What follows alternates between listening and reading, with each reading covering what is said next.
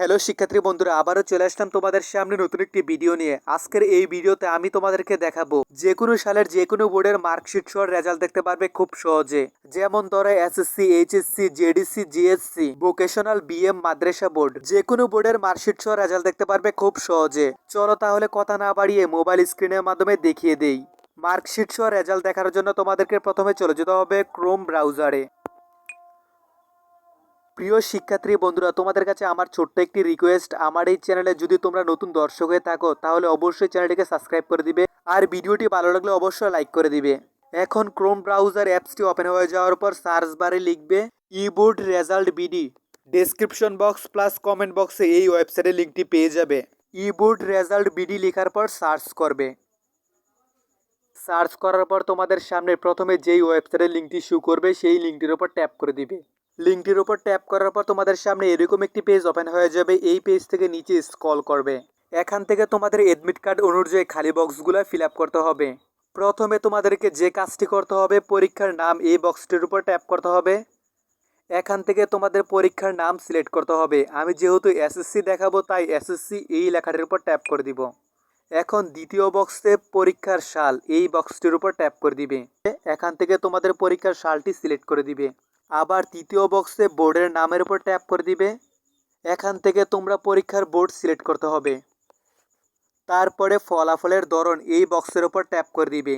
এখান থেকে তোমাদেরকে একক বিস্তারিত ফলাফল এই লেখাটি সিলেক্ট করে দিতে হবে। তারপরে আবারও দুটি বক্স দেখতে পারবে। এই বক্সে তোমাদের পরীক্ষার রোল নম্বরটি বসিয়ে দিতে হবে। তার পরের বক্সে তোমাদের পরীক্ষার রেজিস্ট্রেশন নম্বরটি এখানে বসিয়ে দিতে হবে। রেজিস্ট্রেশন নম্বর বসিয়ে দেওয়ার পর তোমরা একটি ক্যাপচার দেখতে পারবে।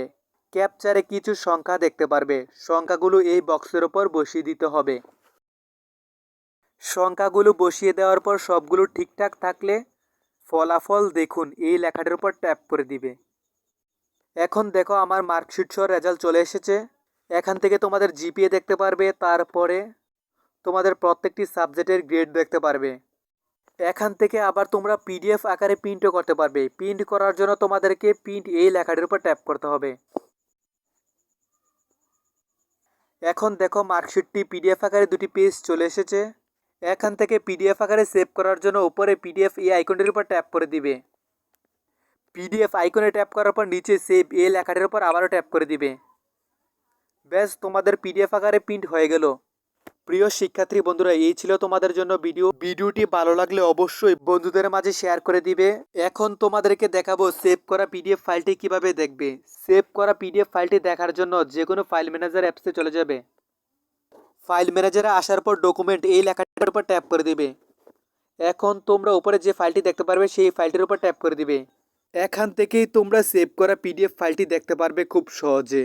এই ছিল তোমাদের জন্য ভিডিও। আবারও ফিরে আসবো নতুন কোনো সময় নতুন কোনো ভিডিওতে। আল্লাহ হাফেজ।